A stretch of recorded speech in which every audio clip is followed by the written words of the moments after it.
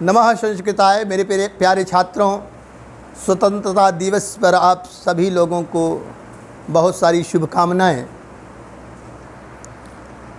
आज हम आपको कवि गुरु कालिदासः पाठ जो संस्कृत में है आपकी कक्षा 10 बोर्ड परीक्षार्थियों के, उसके जो पढ़ा रहे थे उसमें जो पैराग्राफ है 10 पृष्ठ पर 19 संसर्गात्मकम मिदम काव्यम, यहाँ से चर्चा करेंगे। देखिए, कहा गया है, उस दिन आपको बताया कि 2 महाकाव्य कालिदास ने रचा था। एक का नाम है रघुवंशम महाकाव्य और दूसरे का नाम है कुमार संभवम महाकाव्य। तो रघुवंशम महाकाव्य में आपको बताया गया इक्ष्वाकु वंश के राजाओं की वंशावली का, उनके नामों का उल्लेख किया गया है। तो रघुवंशम महाकाव्य में बता रहे हैं 19 सर्गात्मकम इदम महाकाव्यम। इदम महाकाव्यम, यह रघुवंशम महाकाव्य जो है, इदम महाकाव्यम 19 सर्गात्मकम। इसमें 19 माने 19 सर्ग है और रमणीयार्थ प्रतिपादकम, इसकी रमणीयता का प्रतिपादन किया गया है। रघुवंश महाकाव्य में को 19 माने 19 सर्गों में इसकी सौंदर्यता का, इसकी रमणीयता का प्रतिपादन किया गया है। सचेतसाम हृदयम सततम आह्लादयति, कह रहे हैं कि सचेतसाम हृदयम, जो सज्जन लोग हैं, सुंदर हृदय वाले, सचेतसाम हृदयम, जो सुंदर हृदय वाले हैं, सहृदय जन हैं, उनको जो है सततम आह्लादयति, हमेशा आनंदित करने वाला है। यह हमेशा आह्लादन करता है, उनको आनंदित करता है, जो सहृदय जन है। ये रघुवंशम महाकाव्य जो कालिदास द्वारा रचा गया है, ये 19 सर्गों वाला, इसकी सुंदरता का जो प्रतिपादन जो इसमें किया गया है, जो सहृदय जन हैं उनके हृदय को यह हमेशा आह्लादित करता है। और कुमार संभवे स्वामी कार्तिकेयस जन्मोपवर्णितम, जो दूसरा महाकाव्य है कुमार संभव, तो कह रहे कुमार संभव में स्वामी कार्तिकेयस जन्मोपवर्णितम, स्वामी कार्तिकेय का, खडानन का जन्म की कथा का वर्णन किया गया है। इदमपि काव्यम, यह भी जो महाकाव्य है कुमार संभव 18 सर्गात्मकम अस्ति, माने 18 सर्ग वाला है। कुमार संभव रघुवंशम 19 सर्ग का और कुमार संभव 18 सर्ग अस्ति, 18 सर्ग है इसमें।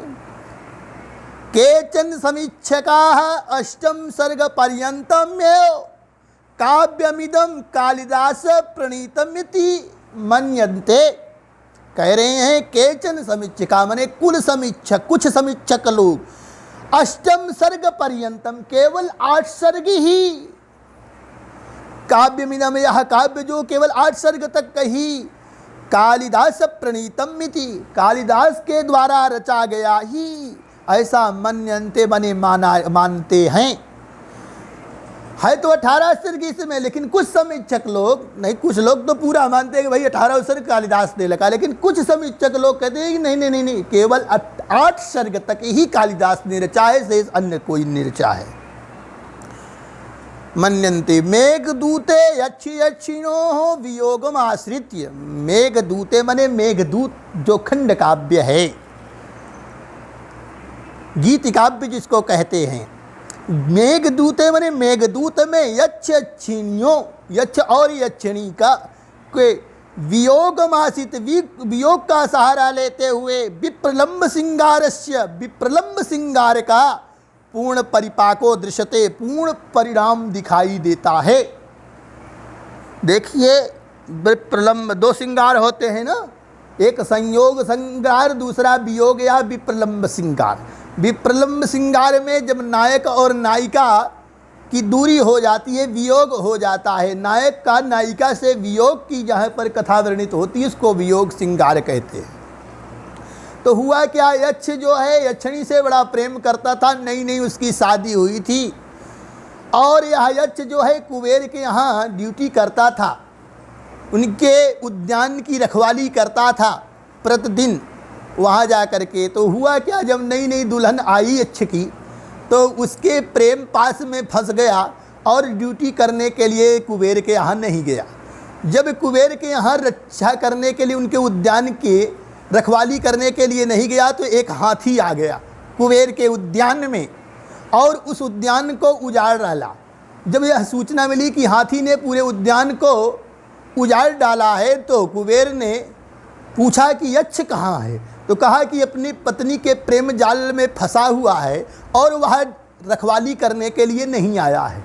तो यक्ष को बुलवा करके कुबेर ने श्राप दिया कि तुम इतने मदमस्त थे, पत्नी के जाल में फंस गए थे कि तुम अपनी रखवाली करने के लिए क्यों नहीं आए। उसने कहा क्षमा कर दीजिए, गलती हो गई। कही जाइए, मैं तुमको कहता हूँ 1 वर्ष का श्राप देता हूँ, पत्नी से दूर रहोगी। तो वह यक्ष जो है कुबेर के शापानुसार रामगिरी चित्रकूट पर्वत पर आकर के, चित्रकूट के पास एक रामगिरी पर्वत है, वहाँ पर आकर के रहने लगा और उसकी पत्नी अलकापुरी में रह रही है। तो दोनों का वियोग है, उसी का वर्णन मेघदूतम में किया गया है। तो 4 महीने 6 महीने जब बीत जाते हैं तो आषाढ़ का महीना जब आता है तो मेघ दिखाई देते हैं। तो मेघ को देखता है तो उसको सजीव मान लेता है यक्ष। तो उस सजीव मान करके अब मेघ के द्वारा यक्षिणी के पास, अपनी प्रियतमा यक्षिणी के पास संदेशा भिजवाता है कि मैं जिंदा हूँ, तुम चिंता मत करिएगा, 1 साल जो शापावधि हमारी समाप्त होगी तो मैं तुमसे मिलने के लिए आऊँगा।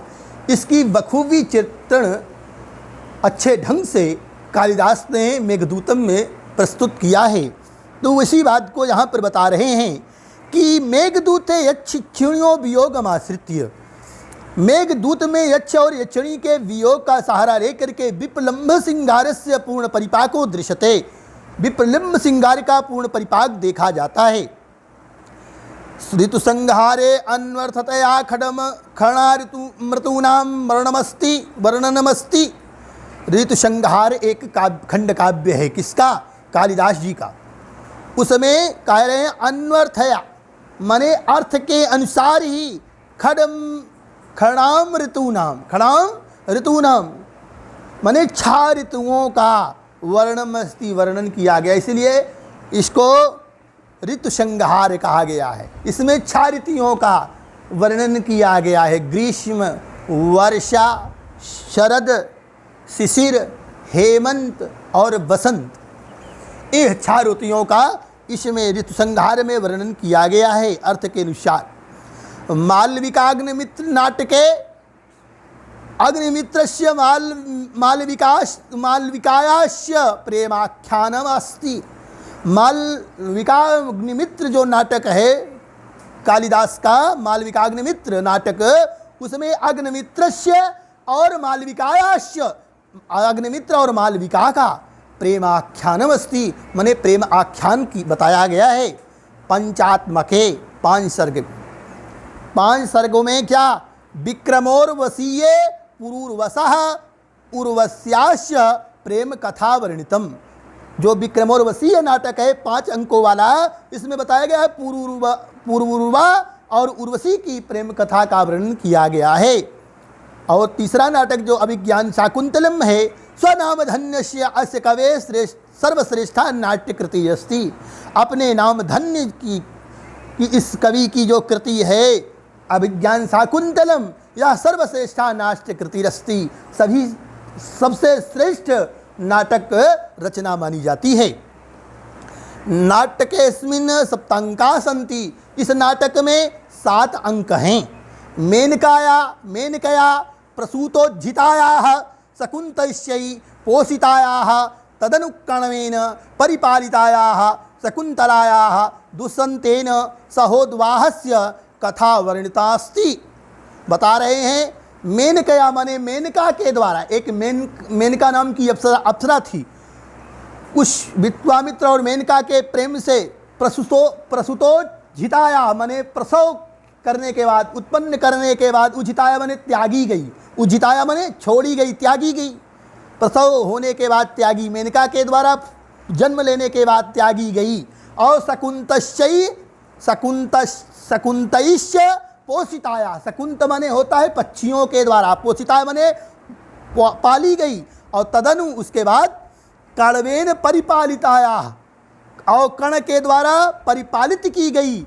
शकुन्तलाया, शकुन्तला का दुष्यन्तेन सहोद्वाहस्य, सहोद्वाहस्य, शकुन्तला का दुष्यंत के द्वारा विवाह का कथा वर्णितम मने इसमें कथा वर्णन की गई है। इसमें अभिज्ञान शाकुंतलम में मेनका के द्वारा जन्म ली गई और पक्षियों के द्वारा पाली गई, पोषण की गई, और कर्ण के द्वारा पाली गई, और तथा उस शकुंतला का विवाह दुष्यंत के द्वारा विवाही गई कथा का वर्णन किया गया है।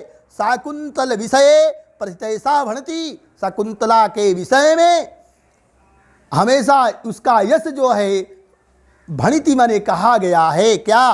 काव्येषु नाटकम रम्यम तत्रम्या शकुंतला, काव्येषु नाटकम रम्यम तत्रम्या शकुंतला, काव्यों में सबसे सुंदर नाटक होता है और उस नाटक में सबसे सुंदर शकुंतला जो अभिज्ञान शाकुंतलम है तब से सुंदर वही नाटक माना जाता है।